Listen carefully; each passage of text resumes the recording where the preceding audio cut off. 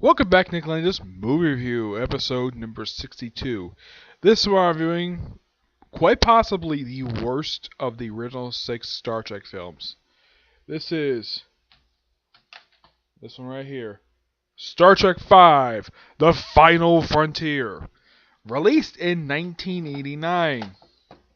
Now, this film was released the same year as these following films: Honey, I Shrunk the Kids, Back to the Future Part 2, Indiana Jones and the Last Crusade, The Fly 2. As a matter of fact, the first Fly film was actually released with the last Star Trek film, The Undiscovered Country, the Voyage Home. Oh yeah, Batman was released this very year as well. The very first Batman live-action theatrical release film. Not the one adapted from the 6 TV show, no. The first original Batman film from 1989 released this very year. Yeah, I listed a bunch of good movies. Final Frontier is awful. It's just bad. Well, it's hilariously bad, due to the fact that when you look at it, it looks like a B sci-fi movie. Yeah, it's like Paramount just didn't care. The fact that, well, and this is my honest opinion, I think they didn't give the movie enough budget. Because, excuse me, when I looked at the budget for this film, this movie was made for roughly $33 million. Yes, I'm like, really? 3? And how much made it back in the box office? Roughly 63. It was definitely considered to be a box office bomb.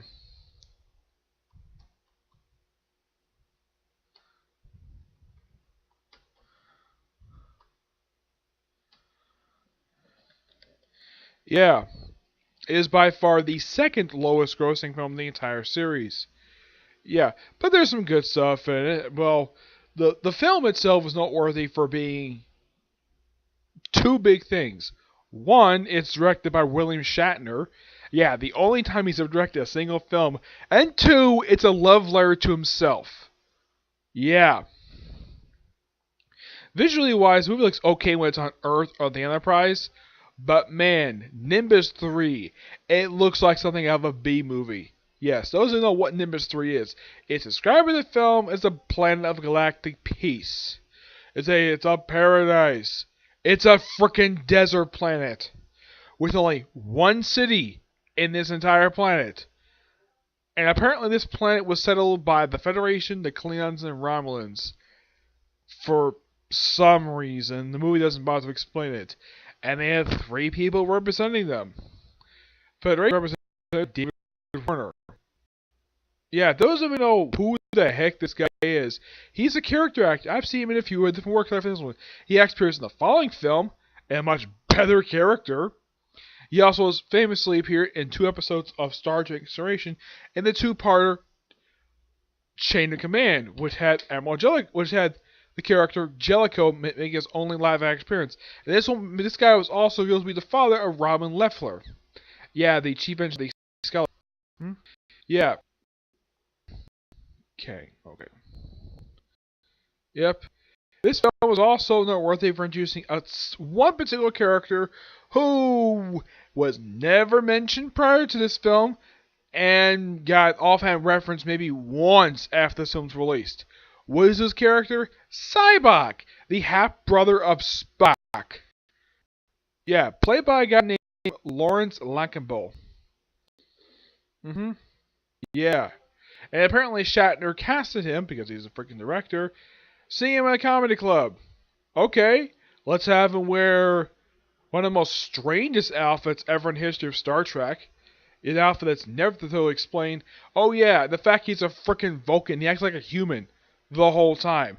And it's explained because he actually doesn't really act like a traditional Vulcan.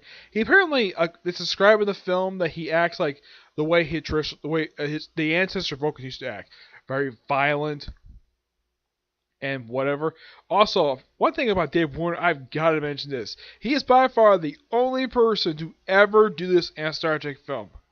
Smoke. Yes, though this was released in the 80s. Smoking was acceptable in 80s movies. Nowadays, the only time you see smoking in films is in period pieces. And that's very rare. You see it.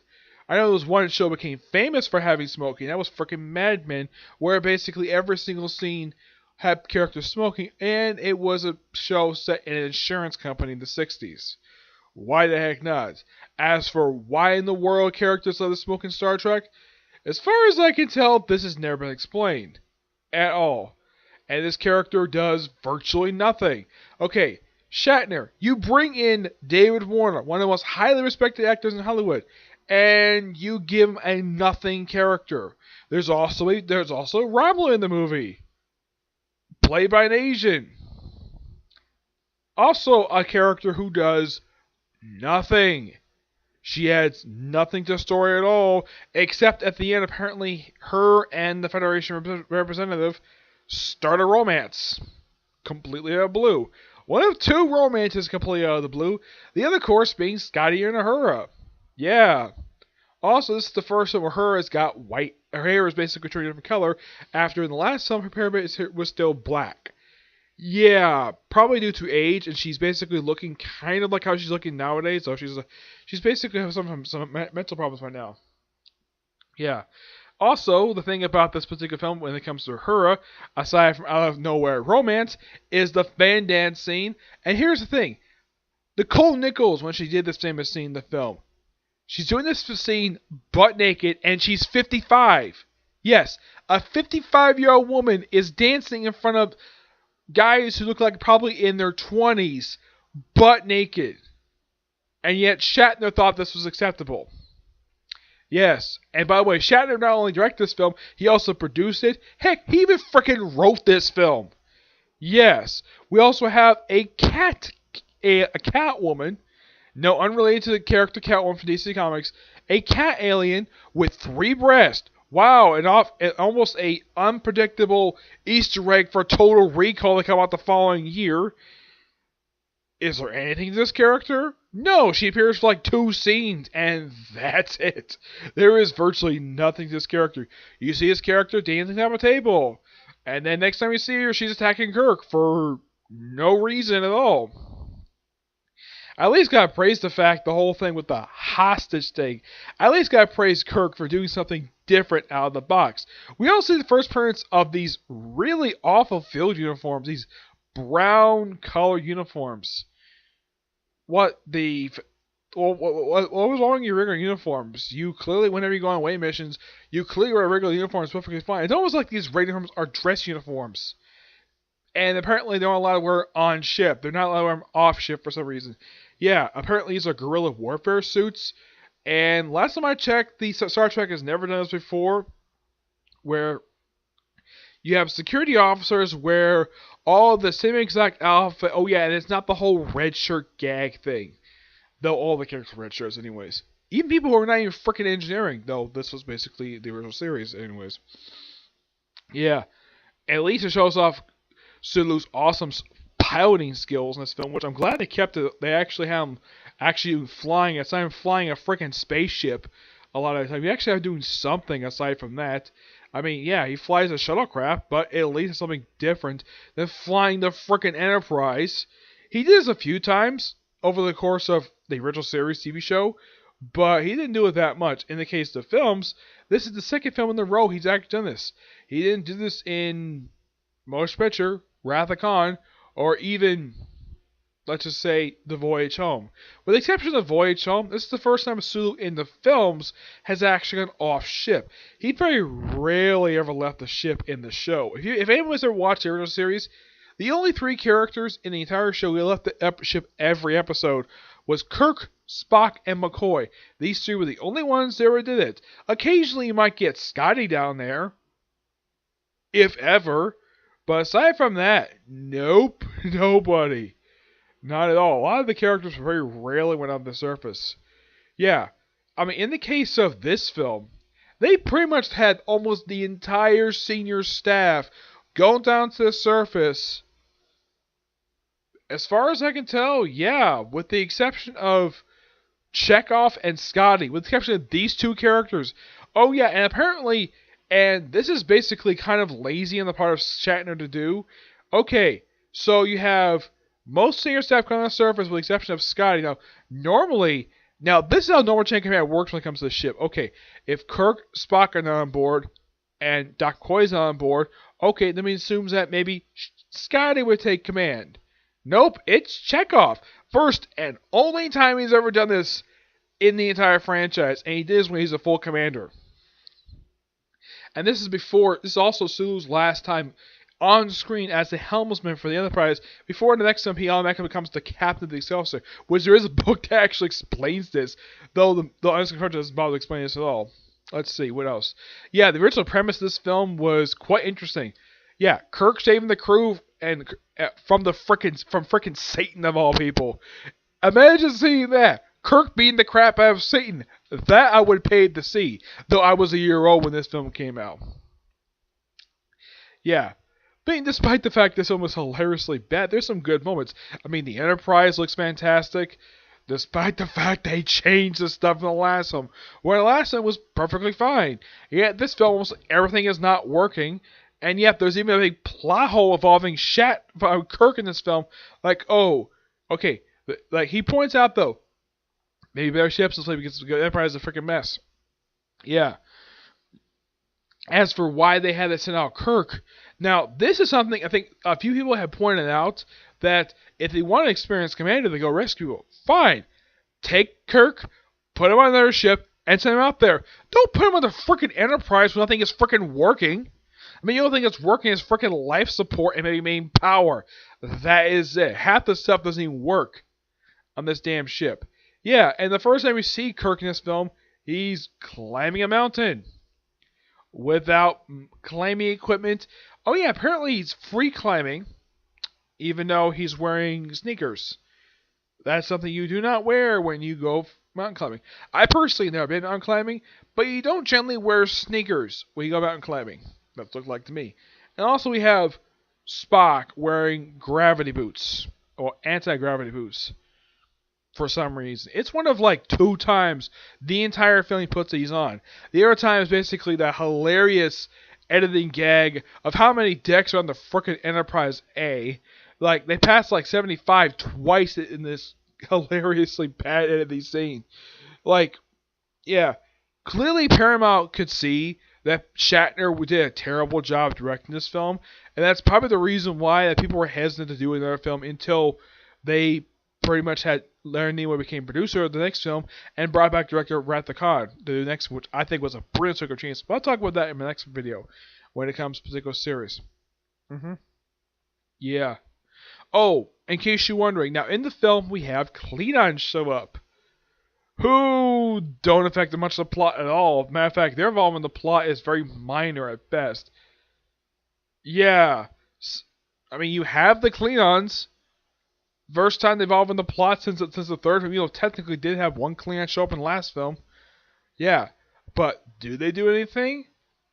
Well, with the exception of the captain of the ship and his smoking hot first officer who's got pretty much big muscles, this character does virtually almost nothing. He just gets bored after destroying a satellite dish. From what I've heard, basically where he was when you seen him, it was heavily rumored he was right near the solar system when he did this. Yeah, and he decided to go out the Kirk ship because he was bored. Yep. And I have a personal theory of who this character is based on. I think this character is based upon the Ultimate Warrior.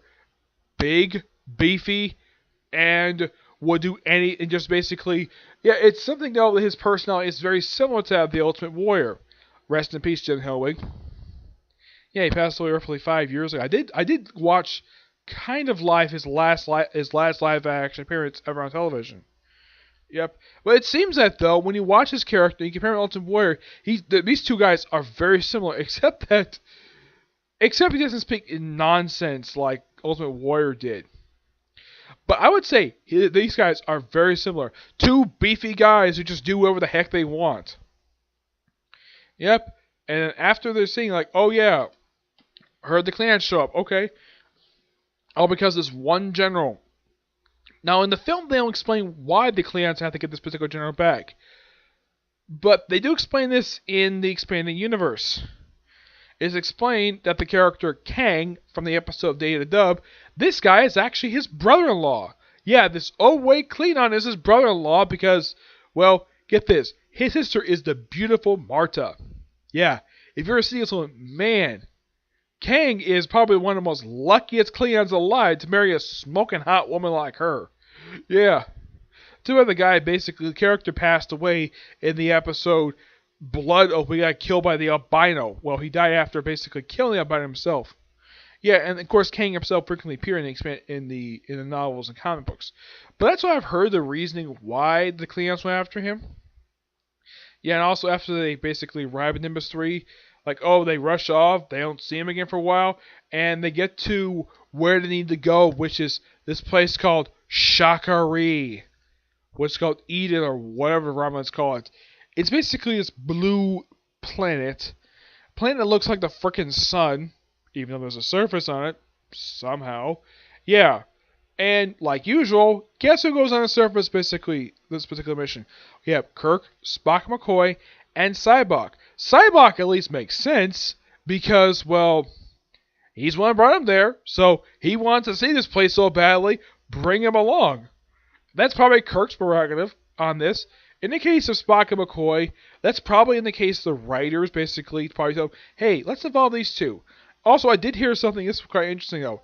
Cyborg has this mysterious power in the film that is never explained in the whole film. It's like he just talks to people, seeing their pain, and somehow they worship him like he's Jesus. No idea why, but yeah, like almost the entire crew, with the exception of Spock and McCoy, who the actors actually refused to turn against Kirk. And apparently it's not brought up exactly how Scotty's immune to this nonsense. Yes, it's never explained in the whole film. Oh, one thing I at least got praised by the people who actually designed the set for this film, for the Enterprise. I'm surprised they actually went for the Jeffrey Tube designs from the original series, from the original Enterprise ship. Not NX-01 Enterprise, but the first Constitution class Enterprise. Well, they're both Constitution class, so I'm sure the Jeffrey Tubes look pretty much the same. And they do. Oh, and also, this film is also the only time you get a chance, one of the 2 times you get a chance to see the sick bay on the ship in live action. You don't get a clear view of it. I mean, in the case of this film, you see it barely when Sky's like knocked unconscious after being hit by a frickin' bulkhead. Yeah, luckily enough, there was a book I did review recently, like on my now review series, that does explain. It's a little more depth, basically, about the sickbay. It's designed pretty much exactly like the sickbay on the original series, on the original Starship, but at least it has something that their one did not have: a door for the doctor's office. Yeah, I call that. Now that I call an improvement. Like, okay, it's an office. This is a doctor's office. You're supposed to have a door, and yet apparently people who designed the Enterprise, the first one, apparently didn't bother to put a door for Mike McCoy's office. And this film, yeah, they did bother to basically have it. Well, they don't show his office though, which is kind of weird. His office doesn't make an appearance in the novel. As a matter of fact, on the show, his office appeared several times in the show, and yet in the movie, the office is never seen at all. Nope. They also show a room in this particular ship that has never made an appearance since this film. The observation room, which apparently has no ship's wheel, no wooden ship's wheel, this big wooden thing. As for why in the world the ship has this for, never explained. And of course they do have the famous quote from the franchise, "The bow let go when no man has gone before." That is a quote from the original show, so it's nice that in fact they threw that in there. Let's see what else. Not much else, but there overall, despite some of the bad things with this film, like there's some positive. The sets look fantastic. The special effects don't look that bad per se. They're okay. They're not terrible. Oh, there is something I keep forgetting to talk about. The God of Shakari. A character who the film never bothers to explain where the heck this guy came from. They claim it's God, even though that really is him. Oh yeah, and he turns into frickin' Cyborg. Oh, and also, I should point out, this character does return twice. First, in the Q Continuum series by Peter David, it's a novel series. It was actually recently called the Q Conflict, which brought back him, Trelorian, and Q himself. Yeah, this guy's first was the One, And apparently he was put there by the Q Continuum because he was insane. And apparently they're the ones who put up the galactic barrier, which they explain in the film that, oh, like no starship has ever survived this thing and no probe has ever returned. And yet the Enterprise goes through it no problem. Same thing with the Klingon ship, which their trek to the whole galactic barrier, that is never explained at all. It's like, oh, they just randomly show up, fire one shot at the Enterprise, and then you have, well, Spock telling the Klingon general, who probably, even though he's lost a lot of respect, he probably at least has some authority over this particular commander. It's like, okay, Spock tells the general, please order him to stand down. Takes like offense, they're like, okay, fine. And of course they have this, instead of having like him telling him like on screen, they have this sort of awkward cut where they cut to the outside of the ship for some reason instead of, well, showing this conversation. Yeah, it's like, okay, Klingon commander, there's someone who wants to speak to you. Now, I don't know if this was a scene that was cut, because I don't know if it was cut or just never filmed, because I would have loved to hear this particular general basically publicly chastising him. Let's see if I can find this guy's name here.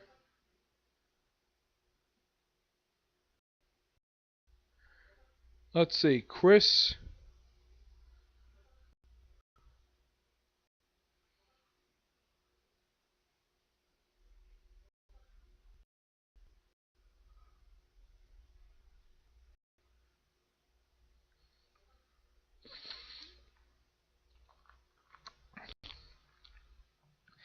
Cooper's the guy who plays him. Well, he played him anyways. Let's see, what was his general's name? General Cord. Yeah, General Cord. That's basically the guy's name. Oh yeah, despite the fact he's an old weight Klingon, he also was a drunk Klingon because, well, the Klingons known for drinking. Okay, that actually is kind of true. The Klingons basically drinking, but not as much as this guy is. Almost like every time this guy is seen on screen, he's always like flipping his flask, drinking possibly blood wine. Okay, so the Federation representative smokes. Thank God he didn't smoke on the frickin' spaceship. Yeah, and as for the representative, apparently apparently couldn't stand the oxygen in this bar, so she comes in with an oxygen mask for some reason. It's never explained at all at this bar of all things. Yeah. Yeah, in the case of this film, overall, there's a ton of stuff that this film doesn't explain. But there's a few things they explain later on, but a lot of the stuff they just never explain. Like Cybok's mysterious power. Like the whole thing with Nimbus 3 of why the heck the Federation, the Klingons, and Romulans want to settle on a freaking wasteland planet. Yeah, a planet that has like no resources at all. Why the heck would you freaking settle here? It makes no sense at all. The fact Federation was settled here. Oh, as a matter of fact, the whole hostage crisis thing is solved just like that, and Nimbus 3 is never brought up again. Oh yeah, and also the people who Kirk brought down to the surface, they're left behind, and they're never mentioned again. As a matter of fact, the film nor even the novels explain if Kirk ever went back Nimbus 3 to get back his damn crew. Yes, and there was a good 20 people he left behind. Yeah. At least gotta praise the fact that also that the fight sequence in this town is actually not that bad. I mean, it looks like it's well choreographed, and this movie is also noteworthy for the second time for kind of in a way using swearing in the movies. Yeah, the next film doesn't use swearing at all. I mean, I know that Genesis is known for using a swear word, but in the case of these films, they use it very sparingly. Wasn't until the reboot films they use it a lot more often. Yep. But after this film's release, people questioned, was it going to be another film? Because this film tanked. The thing is, it kind of barely doubled its box office gross. It made back its budget and 30 more. Fine, whatever. But it's considered to be a box office disappointment in a way.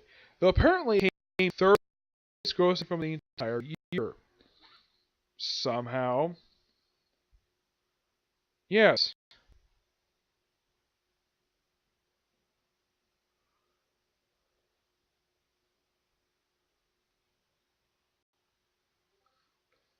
Yeah. But next episode, I'm talking about a much better film, The Undiscovered Country. But I do have one more video coming today, and that's a review of the newest episode of Boruto. That'll be up soon, but not exactly next per se, but it'll be up soon, okay? But these next few. Bye.